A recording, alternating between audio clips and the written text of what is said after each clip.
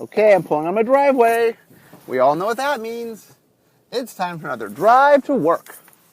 Okay, so today's topic is something that I've talked a lot about in my column, what we call top-down design. Okay, so let me start by answering the question I get a lot, which is, why is top-down design called top-down design? Oh, real quickly, let me define what it means. So top-down design is when we start with the flavor, and it's the jumping off point for the set. It starts from a flavor bent.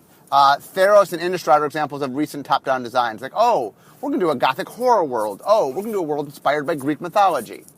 A bottom-up design is when you start from a mechanical place. So, for example, Zendikar started as the land set. Ravnica started as a set where we're going to represent the two colors, make people play two-color gold. Now, no matter which direction we go, we intermingle flavor and mechanics. So if our job is done well, Zendikar feels very flavorful, Ravnica feels very flavorful. But what I'm talking about is, technically, when you're building the design, which direction did you come from? So anyway, people always ask me, where in the world did the term top-down design come from? Now, at first, sorry, I have traffic, car coming right at me. Okay, so where does top-down come from? Now, I kind of assumed that it was like, you know how you use an expression long enough that you're just like, oh, this is just an expression people use. And then I realized, no, actually, I think I came up with it. So I did a little research. Here's where I believe it came from. So if you look at a Magic card, the top of the card is the title, then there's the art box, then there is the card type line that has the subtype, has creature types, then you get to the rules text, then you get to the power toughness and the legal text and collector number. Well, the top half of the card has the vast majority of the flavor because the title and the name and the creature type are all on the top half of the card. So top down came from, we start from the top of the card and go downward. Like, so a top-down design is, I know what the name of the card is and kind of what it looks like, and, I'm trying to match the flavor of the card making the rules text. Where bottom-up is, I have the rules text, now I figure out what the flavor is going to be.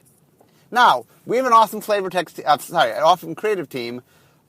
Oftentimes, we make a mechanic, and they come up with a perfect match, and so it feels very connected. But I'm just talking about where we start. Not in the end, we want everything to feel meshed and interconnected. But anyway, top-down design is when you start from a place where flavor is the jumping off point. And I've talked about this a lot in this podcast, especially in that one of the keys to creative endeavors is you want to make your brain attack things from a different angle. I've talked about this a lot. That if you go at something the same direction, your brain you'll hit the same neurons and you tend to get the same answers because the brain will follow a familiar path. But if you come at it from a slightly different vantage point, then you're thinking of it differently and you find different answers. So, for example, when I do top-down design, you just use Theros as a recent example. Everything I was doing was saying, does this match Greek mythology? And so my lens that I was looking at things through was the lens I'd never used before. I'd never designed a Greek mythology before. And so I was making all sorts of interesting decisions because I was using a new thing to judge by. It's one of the reasons top-down is nice. And bottom-up also does that, where when I was doing Ravnica, I'd never done a gold set before that focused on two-color play. And so when I did that for the first time ever in Ravnica, it guided how I wanted to put things together. Okay. So today's podcast is going to be about how we do top-down design, sort of the lessons of top-down design. So thinking about it, I realized that communication theory does a very good job of explaining the key lessons. So for those that didn't listen to my podcast on communication theory, my podcast, plural, in communication theory, there's three things that you have to strive for. One is comfort, one is surprise, and one is completion. So I'm going to walk through top-down design through those three lenses because I believe it gives a good example of what you need to do to do good top-down design. Okay, so number one, comfort. Okay, so let's say I'm doing a top-down design. I'm going to use Innistrad and Theros as those are the two recent sets I've done that were top-down design. Okay, so what happens is the first thing you want to do, and this is when I have both my first meeting of Innistrad and my first design meeting of Theros, I said the following to my team. Okay, guys, we're going to brainstorm. What is everything you would expect that this, for Gothic horror or for Greek mythology, what would you expect?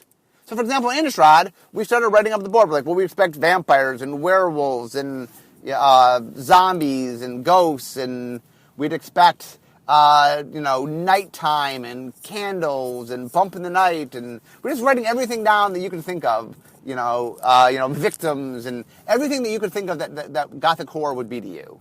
And the same for Greek mythologies, like centaurs and Medusa and Pegasus and minotaurs and gods, and we wrote everything down that we expected. And the reason this is important is part of doing top-down design. The reason to do top-down design is that it plays into the concept we call resonance. And what resonance says is, okay, if you are trying to make somebody, as any kind of creative person, but especially as a game designer, I'm trying to connect with my audience. I want them to be invested in the game so that they are excited, right? Remember, game design is about creating entertainment and experiences, right? That you want people to experience something and you want them to feel something, experience an emotion. One of the tricks to doing that is to take things that your game player already understands, because they have lived a whole lifetime. They have all these experiences. If you tap into pre-known experiences, and that could be real-life experiences, it could be pop culture experiences, but something that they know and understand, what happens is that you are piggybacking, if you will, on emotional things they already have, emotional feelings they already have. And so, for example, if we're doing Gothic horror and there's expectations that come from Gothic horror because they've watched movies and they've seen TV shows and they've read books and they have expectations. So part of doing top-down design is you want to meet that expectation, that there's a level of comfort that, for example, Champions of Kamigawa, so historically speaking, there are 3 blocks that have done top-down design. Champions of Kamigawa, Innistrad, and Theros. Also, we did one set, Arabian Nights, that was top-down design. Now, the difference between Arabian Nights and the other 3 blocks is Arabian Nights was top-down, but Richard was trying to, as best he could, match Arabian Nights. He wasn't trying to create an inspired world by Arabian Nights. He was trying to actually capture Arabian Nights. Where what we do now is, Kamigawa and Theros and Innistrad, we were trying to create our own magic world inspired by those top-down flavors. We weren't trying to do for example, in Theros, there's no Zeus. There is Heliod, which has elements of Zeus, but it's not Zeus. It's different. We were doing our versions of things. I bring up Kamigawa because Kamigawa is a good example of some mistakes that we made. I think Innistrad and Theros are top-down done well, and that Kamigawa is top-down with some major mistakes made. And we learned a lot. One of the reasons I think Innistrad and Theros are as good as they are is we learned some important lessons from Kamigawa. This is one of them. So Kamigawa looked at Japanese mythology as inspiration. And so one of the things that they got into was Shinto. I do not, by the way, know tons about Greek mythology, so I'm not Greek. Tons about Japanese mythology. So I'm going to talk the best I can, but if I'm a little off, that's because this was not my set. I did not lead that set, and so I'm not quite as off. I spent a lot of time and energy on both Greek mythology and Gothic horror. But so we did some stuff with Shinto. We did a lot with the kami. There's a belief in Japanese, I think in Shinto, that every object has a spirit associated with it, I believe. Anyway, what we did, though, is we captured something that, while being somewhat true to Japanese mythology, was not very known by a lot of the Western audience. So we created a lot of stuff that wasn't as resonant as it could be. I mean, I think there are a lot of resonant tropes for Japanese mythology, but instead of sort of hitting the more obvious ones, we tried to stay true to it, but the problem was we weren't as resonant as we needed to be.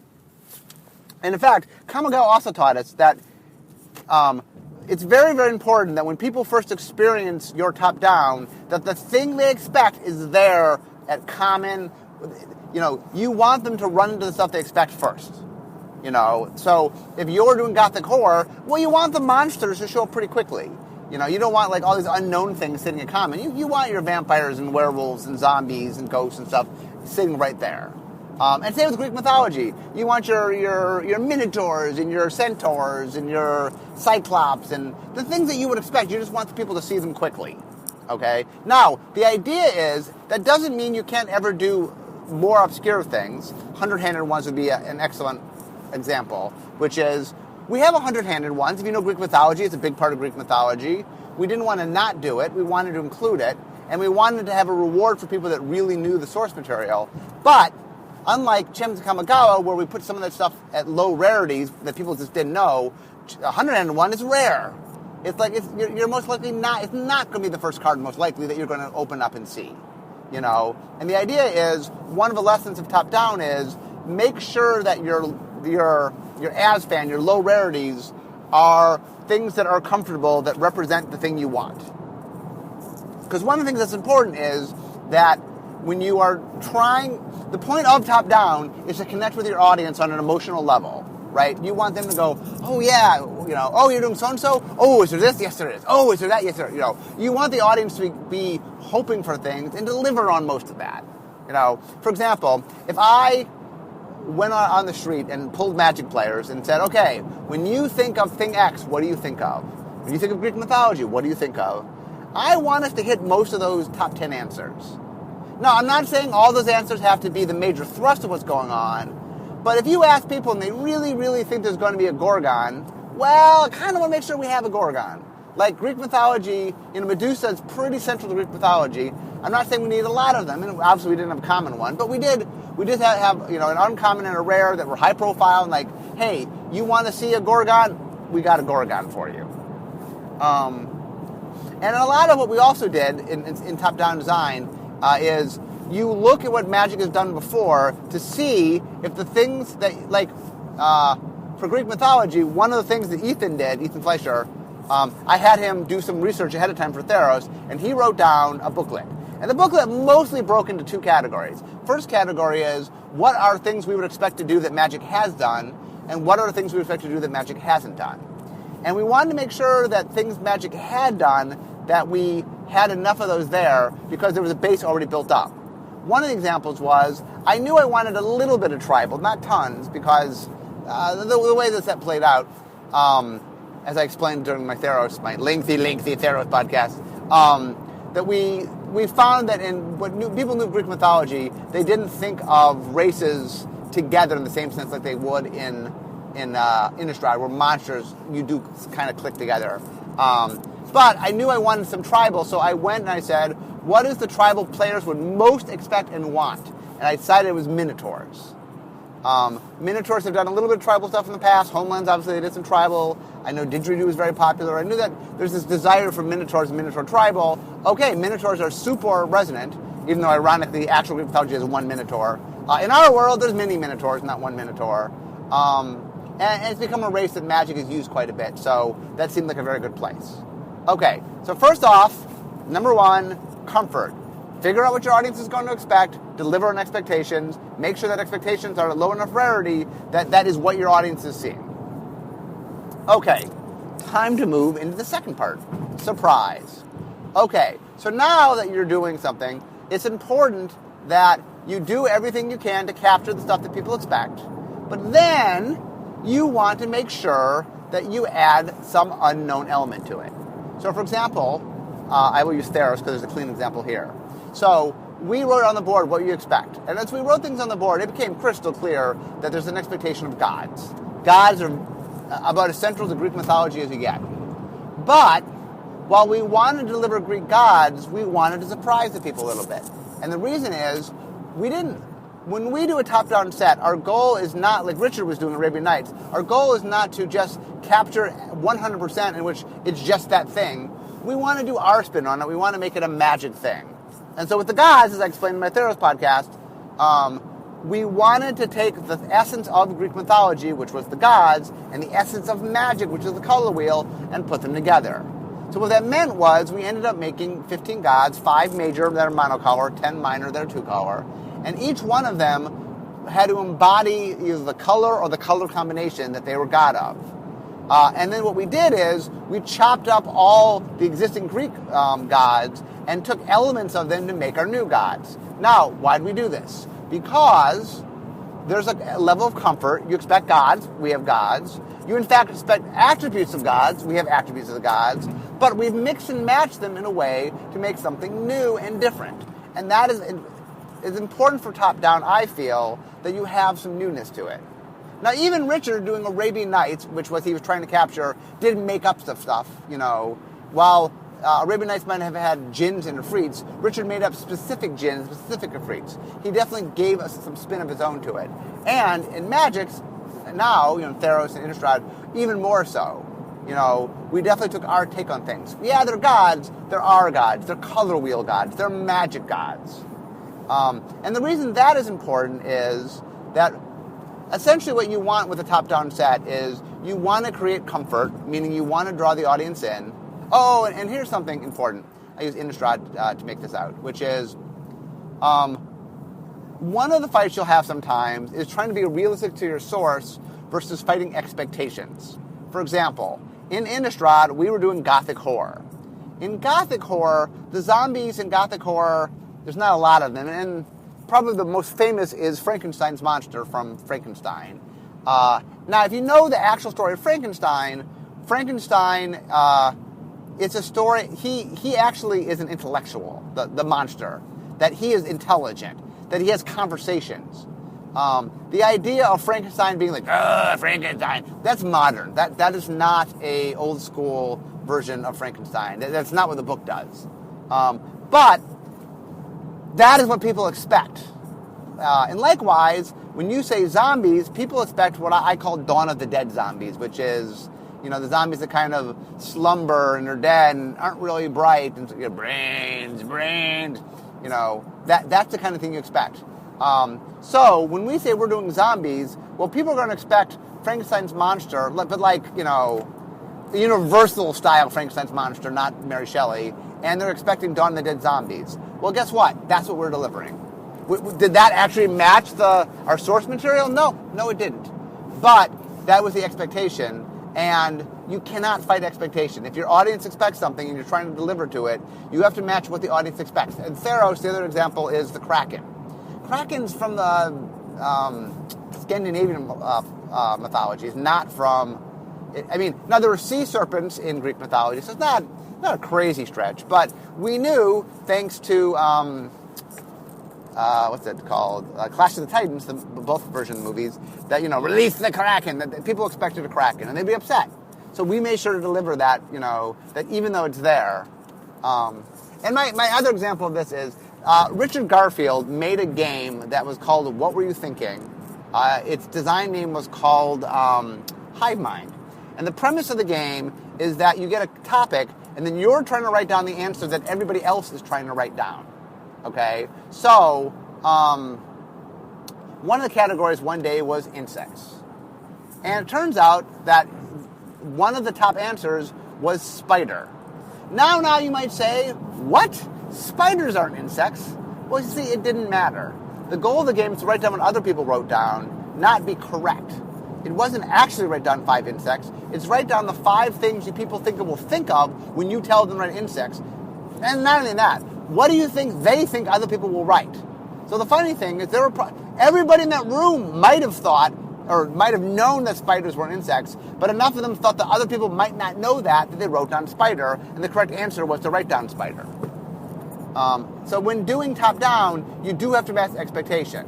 Now, that said, once you match expectation, once you give something, players then want to be shaken up a little bit. Players do want us to say, okay, we've given you Greek mythology, but here's some stuff that's a little magic-oriented. Here's our versions of the gods. Here's our versions of some of the stories.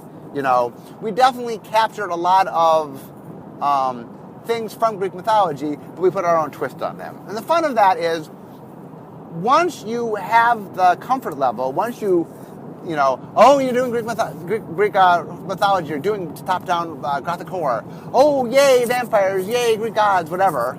At some point, you're like, ooh, but what's new and different? What are you giving me that I haven't seen before? And that's where we get to sort of put our own spin. And it's fun for the audience because, Magic's still a game of discovery. You still want people to want to look and see. Now, part of it is seeing things they already know, and if we did them, and part of it is finding new things. And you want a balance there. The top-down isn't about being slavish to your source material. But, and this is important, you do have to follow the feel.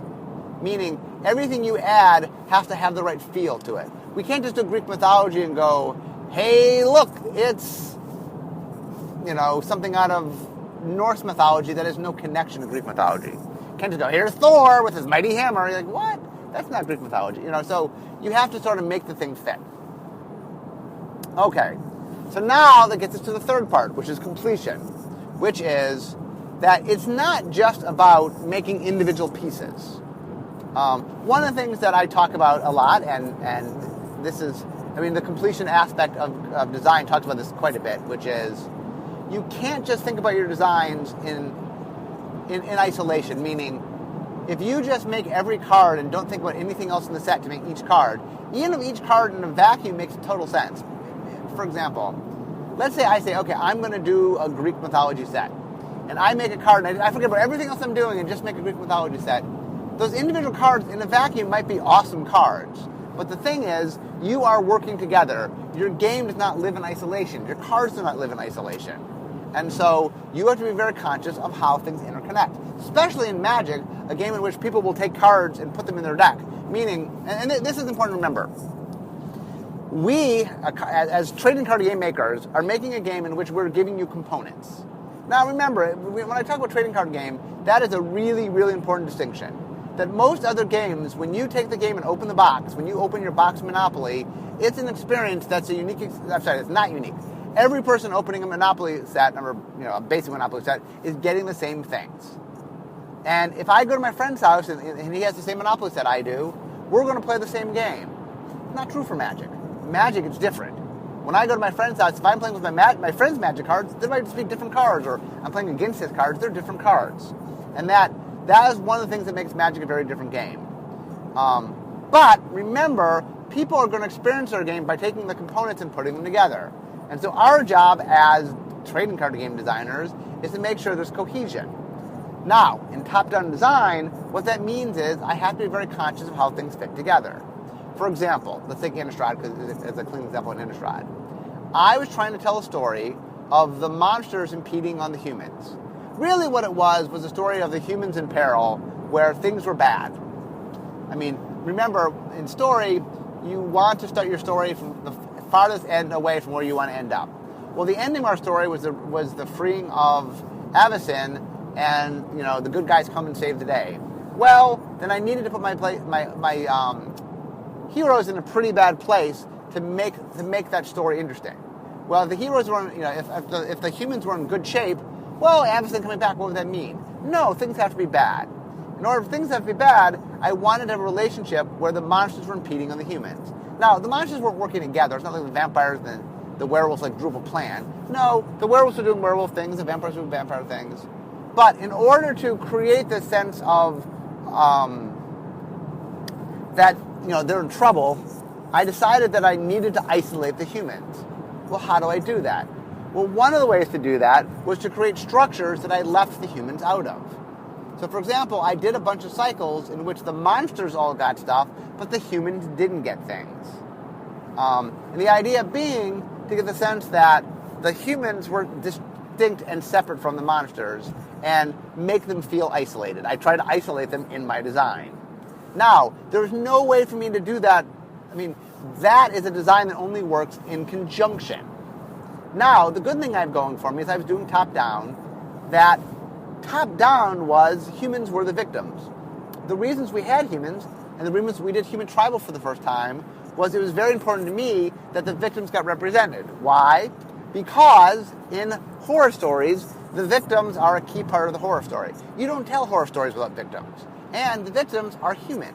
Why are they human? Because the whole point of a horror story is to get your audience to identify with the hero so that the horrible things that happen to them, you go, oh, that could happen to me. I am scared. That would be scary if it happened to me. Because a big part of any sort of creative endeavor is you want to give your audience what we call a POV, a point of view. that you want them, if you're trying to get emotional responses, usually what you do is you connect them to the hero or in the game, the center of the game, such that they're experiencing things they need to experience. So in Magic, you're the Planeswalker. You're having a duel against the other Planeswalker. And so I'm trying to make sure that when we build our sets, I wanted the humans to feel like victims. It's very hard to do that on one card. I mean, I could do, human, comma, victim, but, I mean, it's a little heavy-handed. What I want to do is demonstrate that the humans are in trouble. Now, part of that is by making the humans smaller. A monster versus human, the monster is going to win. Now, luckily, white, its nature is humans teaming up and has smaller creatures, so it works well there. It's why humans weren't white in the first place. But the key is you want to make sure that when you're doing top-down, that not only are you creating the elements you need, but you understand how they structure, because the audience is going to want a sense of structure to what's going on, and it'll help them give that sense of completion. In fact, one of my pet peeves is I did not do a good job explaining to Eric that the curses were a cycle that left out the humans, and so the green curse got left off, and then, well, not really. It's hard to recognize a pattern when the pattern's not complete.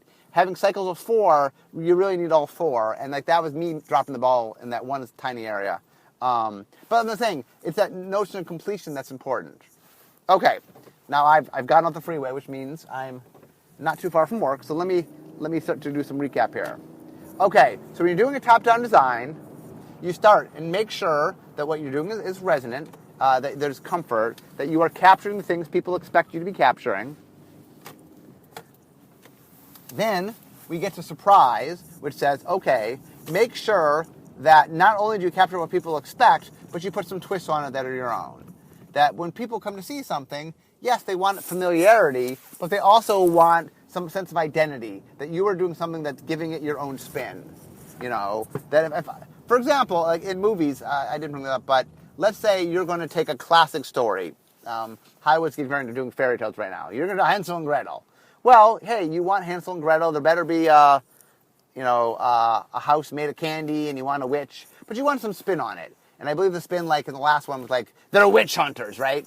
That they lived through this experience, and now they're hunting down. I didn't even see the movie, but from the poster, I got this much. That you want to have some comfort, but then you want some spin on it. You want some take on it. There's been a bunch of Snow Whites. Well, how is your Snow White different than other Snow Whites?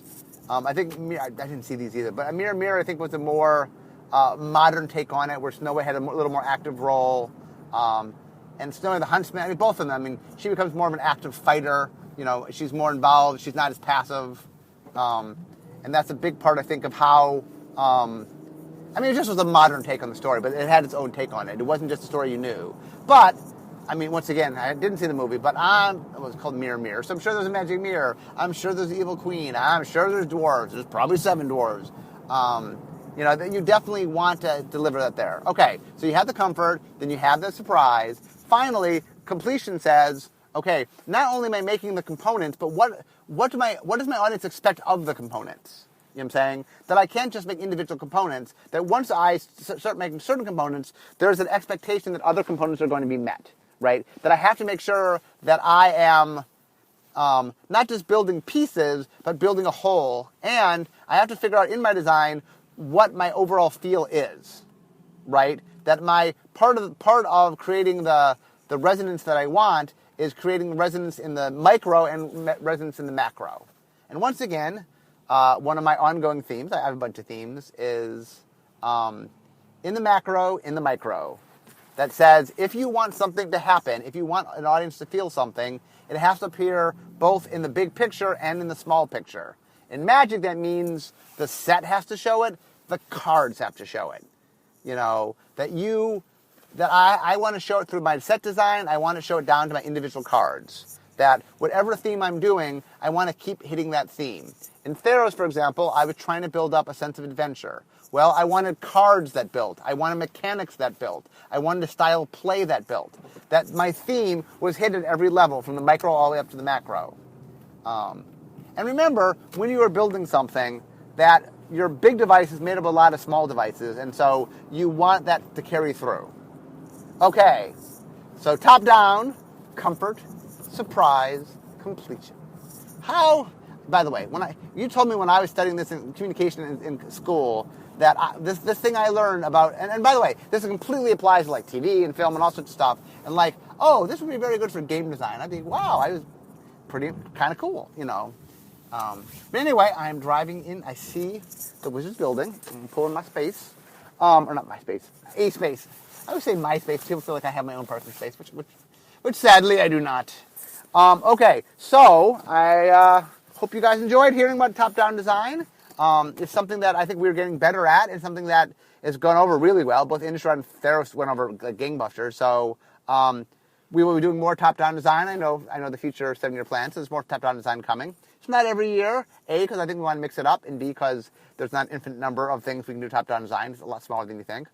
But anyway, thanks for joining me today. It's about pretty much a good average 30-minute ride. So not a lot of traffic today, which is good for me. I don't know if it's good for you. But anyway, thanks for joining me. And while I always love talking about doing top-down design, I also like making magic. Talk to you guys next week. Bye.